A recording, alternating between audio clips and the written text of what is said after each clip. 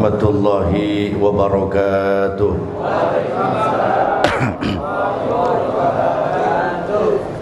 Bismillahirrahmanirrahim. Alhamdulillahi rabbil alamin. Wassalatu wassalamu ala asyrafil anbiya'i wal mursalin Sayyidina wa maulana Muhammadin wa ala alihi wa sahbihi ajma'in, amma ba'du. Allahumma salli ala nuril anwar wa siril asrar wa tiryakil aghyar wa miftahi babil yasar ala Sayyidina Muhammadin al-Mukhtar wa alihi al-adhar wa ashabil akhyar adada ni'amillahi wa ibdali. Puji syukur kita panjatkan kehadirat Allah atas limpahan nikmat dan karunia yang diberikan kepada kita, hingga malam hari ini kita dapat hadir berkumpul di tempat di masjid yang mulia ini dalam rangka mendoakan kita punya saudara, kita punya tetangga, almarhum Al-Ustadz Haji Sofwan Sauri bin Kong Haji Thohir. Mudah-mudahan doa, zikir, bacaan yang kita baca menjadikan sabab dan wasilah almarhum di mana alam barzakh kuburnya Allah jadikan raudhah min riyadil jannah. Salawat dan salam senantiasa tercurah terlimpah kepada manusia yang sempurna, yakni Nabi besar kita Muhammad sallallahu alaihi wa alihi wa sahbihi wasallam. Para alim ulama, para asatidzah, para hujjaj hadir di tengah-tengah kita yang mulia, Al-Mukarram Muhtaram Bapak Kiai Haji Sirajuddin Abdul Salam MA. Kita doakan mudah-mudahan beliau sehat, afiat, panjang umur, selalu dalam lindungan dan berkahnya Allah Subhanahu wa taala. Al-Mukarram Muhtaram Kanda Kiai Haji Rafiuddin Hasan, Al-Mukarram Muhtaram Ustaz Samsudin, Khifillah Ustaz Haji Rasul Ilyas, Ustaz Maswani, dan Ustaz Bahrul Ulum dan segenap para asatidzah lainnya yang mohon maaf dari lubuk hati saya yang paling dalam saya tidak dapat sebut satu demi satu, namun tidak mengurangi rasa hormat dan ta'zim saya. Dan kita doakan semua guru-guru kita sehat, afiat, panjang umur, selalu diberikan keberkahan dalam hidupnya dan dapat membimbing kita menuju ridha Allah Subhanahu wa taala. Hadirin jamaah sekalian yang dirahmati Allah, malam hari ini adalah yang pertama buat kita kepada yang berduka dari awal ketika almarhum wafat sampai kemudian dikuburkan. Kita dalam rangkaian takziah atau menghibur orang yang sedang mengalami kesusahan, karena dalam hidup ini ada pasangan, ada senang, ada susah, ada bahagia, ada penderitaan. Kedua-duanya senang dan susah, susah dan senang adalah bentuk ujian yang Allah berikan kepada manusia. Senang, jangan terlampau kita mengumbar kesenangan dan kebahagiaan kita kepada orang lain. Kalaupun kita bahagia, cukup mungkin hati kita yang merasakan dan orang yang terdekat akan merasakan. Kenapa? Karena kebahagiaan itu biasanya berkaitan dengan nikmat. Orang kalau dapat nikmat biasanya bahagia, dan ketika bahagia orang lupa diri atas kenikmatan yang Allah berikan. Dikasih rezeki banyak, lupa diri, akhirnya mengekspos kebahagiaannya. Jangan salah dan harus kita ingat, ketika rezeki dan nikmat Allah berikan kepada diri kita, kullu dzi ni'matin mahsud. Kalau kita dapat nikmat dari Allah, itu pasti ada orang yang hasud. Jadi jangan pernah diekspos, jangan pernah diumbar-umbar. Mampu kita beli motor, jangan ngayeng aja, ngayeng selebar kampung. Tahu ngayeng? Orang kalau udah kadong gedag sama kita, bahaya. Dapat nikmat mobil, baik-baik nih. Kalau kita umbar, orang hasud banyak. Orang kan kalau udah dengki, kalau udah hasud, jangan kata si salah, benernya aja kita salah kalau orang dengki. Naik mobil nih kita nih, ketemu orang dengki, kaca ditutup salah, dibuka Orang dengki. Kita tutup, ngomong pan. Ya mentang-mentang mobilnya baru, kaca pakai ditutup. Tuh. Kaca dibuka, ngomong lagi. Mentang-mentang mobilnya baru tuh kacanya pakai dibuka, gue suruh nengok. Lah orang udah dengki. Dikasih klakson salah, nggak dikasih klakson kenceng, kan kaget kita. Ketemu orang gedek, ngomong apa kira-kira? Kagak mau mampus tiba mobil segitu pakai belagu. Kulu di nikmat maksud. Jadi kalau kita bahagia, jangan sekali-sekali diekspos. Jangan bahaya. Punya bini cakep ditenteng mulu kayak rantang. Lebih baik, jangan salah. Makanya kalau kita apa potongan kayak kita nih, kali ketemu ngomongin bini nih. Ini lagi zaman bini hilang kan ini. Ini baik-baik. Jadi kalau kata bahasa saya sering bilang, makanya kalau yang masih bujangan banyak kan nih. Itu kalau kita nyari bini jangan kebangetan cakep, jangan kebangetan jelek. Kebangetan cakep sama siapa aja gede kita. Sama Grab kita cemburu. Sama tetangga roman enggak aman. Udah kagak enak, kebangetan jelek kapan temen nyela. Lalu nyari bini di kober. Lah salah lagi udah. Jadi kalau kita punya nikmat ini jangan diumbar, oke? Jadi pada kesempatan ini, malam ini kita akan diingatkan, kalau kita dapat nikmat dari Allah, udah cukup kita aja, nggak usah diumbar. Nabiullah Ibrahim alaihissalam itu pintu rumahnya banyak, jendelanya banyak.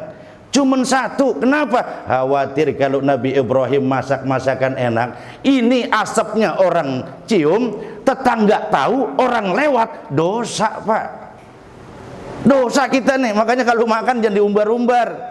Coba Bapak kebayang nggak sih kalau kita umpamanya kita lagi makan, ini saya satu contoh saya. Satu saat pulang acara dari Depok, begitu selesai saya makan di warung pecel lele. Begitu sampai saya makan selesai, datang tukang ngamen nih. Udah play ini orang tukang ngamen nih. Udah play. Lah jadinya udah kagak rata, udah doyong begitu tuh. Kayak lele disengkalim. Lama-lama saya dengerin orang nyanyi. Kelar saya sama yang bawa mobil tuh Ahmad Sofyan, saya bilang, coba lu tanya tuh, dia mau makan apa enggak? Ditanya, dia laporan, Mbak, dia mau makan. Oke, selesai. Dia pecel lele apa ayam tinggal terserah dia. Begitu selesai makan, dia balik lagi nih, si Cerecet. Namanya Ahmad Sofyan. Yang panggilannya Cerecet. Kayak tuyul udah kemana aja kalau lari, kalau jalan. Pas sudah lama-lama dia balik lagi, Mbak. Apa dia bilang? Tukang ngamen boleh nggak minta 2 lagi? Boleh. Emang kenapa? Dia bilang bininya belum makan sama anaknya. Mabuk nih. Tapi yang dahsyat luar biasa, begitu selesai sambil jalan sempoyongan, apa dia bilang? Manggil saya Om. Songko saya buka. Ya kan, kayak anak muda udah. Yang masih muda ongkoh. Terima kasih Om. Alhamdulillah, bayangin tuh. Mabok berat masih bisa nyebut alhamdulillah. Tuh bar, luar biasa bar. Mabok masih sanggup dia ngucap alhamdulillah. Sama kayak orang Betawi. Orang Betawi doyan mabok. Ini lagi mabok, saya tanya, lu kalau lagi mabok dikasih daging anjing, sate anjing mau nggak lu? Nggak boleh mengaji, haram. Kan keren tuh. Orang Betawi itu lagunya. Mabok berat kita tawarin, lu mau nggak sate anjing? Kata kagak boleh, haram. Bisa ngomong begitu. Ini hati-hati. Makanya ketika kita bicara konsep bahagia itu, kita senang, jangan diumbar kalau orang lain belum dapat kesenangan kita. Nabi Ibrahim itu nggak bakalan, dia tutup itu kalau misalkan khawatir itu bau aroma masakan orang lain nyium, tetangga nyium. Kalau kita mapan kagak beli durian atu, kulitnya kita ampar-ampar. Orang pada tahu semua. Yang celaka lagi kalau yang mau ngelihat itu anak yatim, yang lihat itu kulit durian orang yang nggak mampu beli durian. Apa nggak dosa seumur-umur kita? Makanya kalau ada orang bilang musik haram, yang paling haram adalah suara yang namanya sendok beradu dengan piring ketika orang di samping rumah kita kelaparan. Itu suara yang paling diharamkan. Maka yang pertama, kalau kita bicara soal bahagia jangan diumbar. Kenapa? Banyak orang belum tentu suka sama kita. Jadi kalau orang nih satu, nggak mungkin orang segini ada suka semua nih sama satu orang. Nggak bisa Pak, nggak jamin. Orang suruh paksa, lu kudu demen sama dia, kagak bisa. Yang paling penting kita adalah jangan sampai kita tidak disukai oleh Allah dan oleh Rasulullah SAW. Itu yang paling penting. Yang kedua, di saat hidup ini ada bahagia, ada soal yang namanya susah. Susah itu kan macam-macam. Bukan soal susah kematian aja. Wala nabluwannakum bisyai'im minal khauf. Kita ini diuji oleh Allah rasa takut dulu. Kayak kemarin 2 tahun 3 tahun yang lalu kita kan, emang berani ngumpul begini? Enggak berani. Enggak boleh dengar orang bersin, enggak boleh dengar orang batuk, mau lari aja kita. Dulu nih mendingan orang kentut daripada orang batuk. Orang kentut gede banget nih, enggak lari kita. Enggak lari, juar kentut. Diam aja. Bebangkis saya dewek, cing, lari kita. Enggak bisa ngapa-ngapain tuh 3 tahun yang lalu. Apa Ustad, apa pada TBC? Lah kagak ada orderan pisan kemarin Ustad Rohili. Iya, keluar kagak. Ada yang ngundang ceramah, DP doang angus. Udah bingung udah, enggak kerja ngapa-ngapain. Jujur mah bunyi bunting lagi beranak.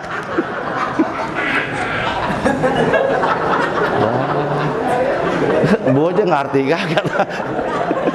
Emang bocah karang ketuk-ketuk. Ngerti gue kagak lu tang gue ngomong. Jadi kita ngibur nih Pak, di saat kesulitan kita ngibur. Artinya apa? Kalau orang lagi kesusahan kan lihat tingkat kesusahannya. Orang lagi sakit biar kaya Pak, tawarin duit nggak doyan. Orang nih kaya nih sakit, kita bilang begini, Pak, ini duit 1 miliar. Malah dia ngomong, saya nggak peduli, ternyata kekayaan itu tidak ada artinya apa-apa dibandingkan kesehatan. Lah yang nama orang susah, ditengok doang kagak dibawain apa-apa, lah pulang dijanggit. Emang polonya kagak, datang doang ke rumah gua nggak bawa apa-apa. Kita ngelihat kesulitannya beda-beda. Kayak kemarin kita lihat misalkan di Cianjur, saya kemarin baru pulang. Itu yang punya, yang rumahnya hancur, itu yang rumahnya di mobilnya itu, di rumahnya itu punya mobil Pajero Pak, punya mobil bagus mewah.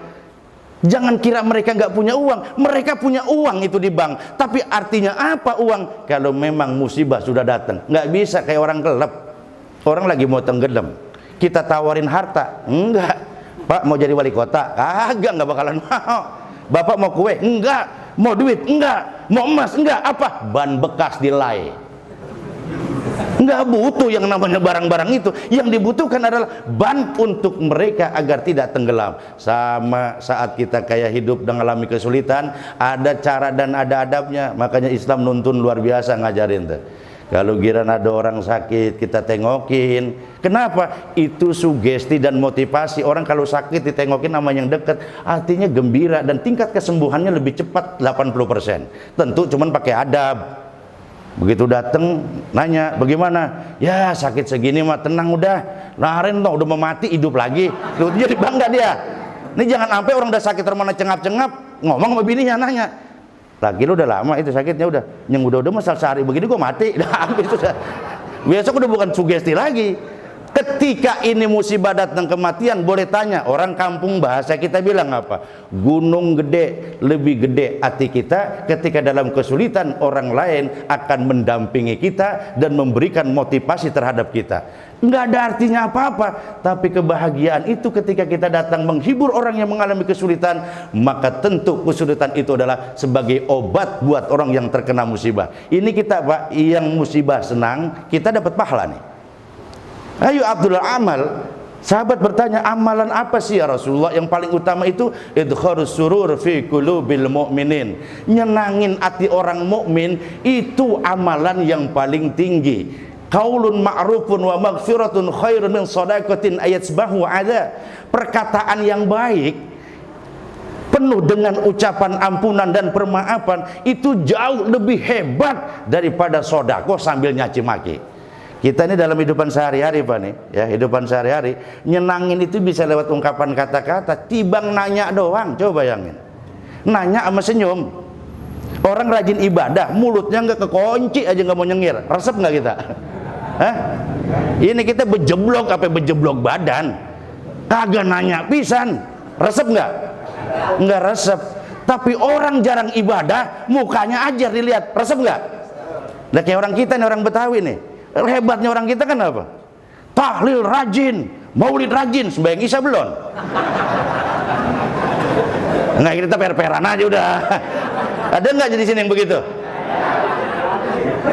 Lah ini hampir semua. Iya, kalau orang belum doyan apa-apa ibadah mah jangan suka dipaksa, jangan. Jangan, orang belum doyan ngaji suruh ngaji lah, mental. Ustadz bisa digedegin tuh. Ini orang belum doyan ngaji, disinggung mulu, habis mental. Ya elah Ustadz, lagunya sebakul. Ini bocah lagi resep nih, masih nongkrong di pos nih, main gaple umpamanya. Resep main gaple. Wah, kita datang nih jadi Ustadz. Wah, igul gede buat kayak ban Vespa. Pakai gubah, udah kayak Batman. Datang kagak ngomong lagi, ngomong apa-apa kita. Saudara-saudara, umpamanya, kalau saudara hari ini mati, maka saudara akan disiksa oleh Allah. Tahukah saudara bahwasanya rizqun min amali syaitan fajtanibuhu la'allakum. Kita ngomong ceramah, dalil keluar hadis, kira-kira tuh Ustaz ditabuk nggak anak muda? Ditabuk. Makanya kalau orang dulu dakwanya nggak pakai yang keras-keras, yang empuk-empuk aja. Ingat nggak kita nih kan baru sekarang pan orang lepuk ngomong sholat. Kemarin apa? Mana ada sholat? Udah sholat tuh, kayak orang komplek. Kenapa? Dulu Hindu kuat, sembahyang, maka Islam masuk. Jangan dulu dah, ntar kalau udah doyan baru pakai sholat. Oh, kita kencing kalau di tempat-tempat yang rada angker, emang nggak suruh numpang-numpang? Ya udah, numpang anak. Lah anak orang bener-bener dikata anak bagong. Oh, Rasulullah agama ngajarin kalau kencing jangan di bawah pohon yang rindang, kalau kencing jangan di tempat air yang tergenang, kalau kencing jangan di tempat air yang tidak mengalir. Kenapa? Bikin susah orang. Lah kok habis makan pete sama jengkol. Kita nih dari jauh di Bulakan, zaman dulu Bulakan kan Bulakan mulu nih. Dari jauh kita udah ngincer, enak nih panas-panas begini, neduh di bawah punan. Begitu baru sampai, bau pesing, kira-kira bagaimana perasaan kita? Bohong kalau kita bilang, mampus nih orang yang kencing. Sampai sebegitunya agama ngajarin. Nah, maka malam hari ini kita menghibur orang yang berduka. Lewat apa? Inilah ulama dulu mengajarkan, bukan cuma sekedar datang, maka kita sambil mendoakan orang yang sedang mengalami duka. Termasuk kita Pak nih, besok kita nggak tahu. Kata Kak Ropi tadi, mana hujan, ada yang datang apa kagak ya Kak Ropi? Per-peran aja Pak kita. Biasanya kan kalau hujan begini emang kagak malas kita. Ini yang dorong Allah. Kenapa Allah dorong? Tergantung perbuatan orang yang masih hidup. Kalau yang bawaan malas mapan kagak hujan aja tangan ditadangin, romana gerimis ini ya. Ada begitu. Lah padahal memang malas. Bukan kagak mau, dia memang malas. Alasan ada aja. Kenapa? Karena nggak kedorong. Tapi kalau malam hari ini hadir, ada teman-teman sampai ketua Wahdi Gazebo Pusat, teman-teman semuanya, Baba Nala tuh dari Kemang nyampe. Kenapa? Yang dorong Allah. Kalau perbuatan kita malam hari ini kita perbuat, besok Pak tinggal giliran kita. Kan ngingetin diri kita juga nih. A'mar ummati ma baina sittin ila sab'in wa aqalluhum ma yajudu dzalik. Umur umat Nabi Muhammad itu antara 60 sampai 70. Ingetin nih.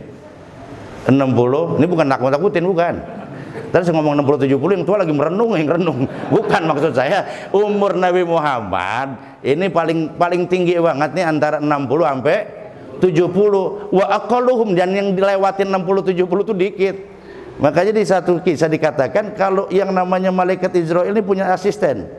Nah, kalau orang udah umur umat Nabi Muhammad 60, ini asisten Israel keliling nih. Yang umuran 60. Ini berangkat apa belum?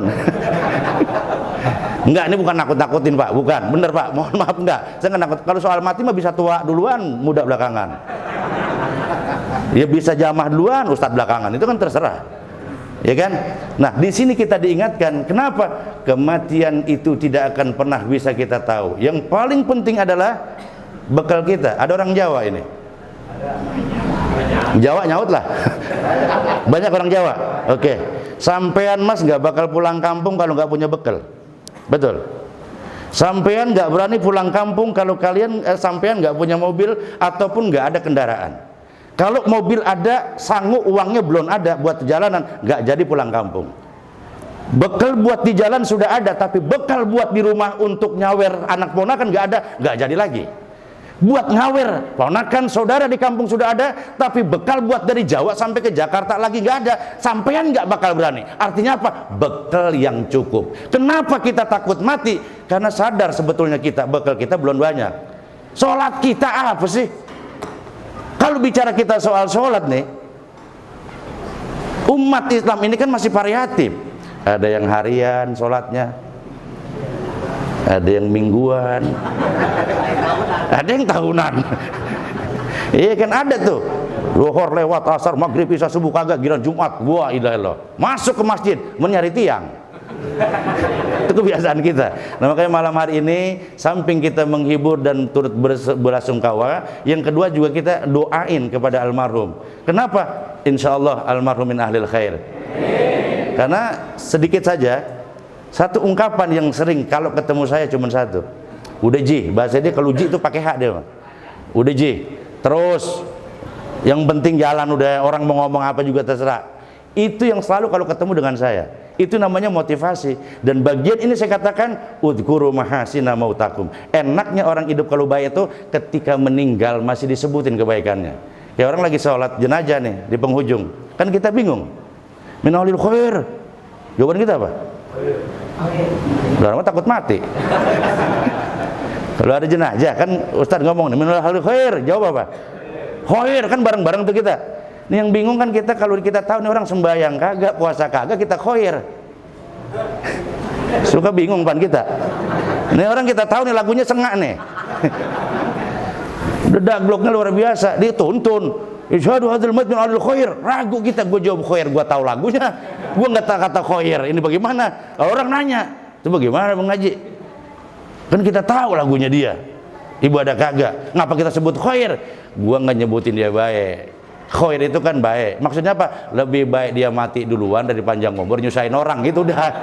Ya, wallahu muwaffiq ila aqwamit thoriq. Assalamualaikum warahmatullahi wabarakatuh.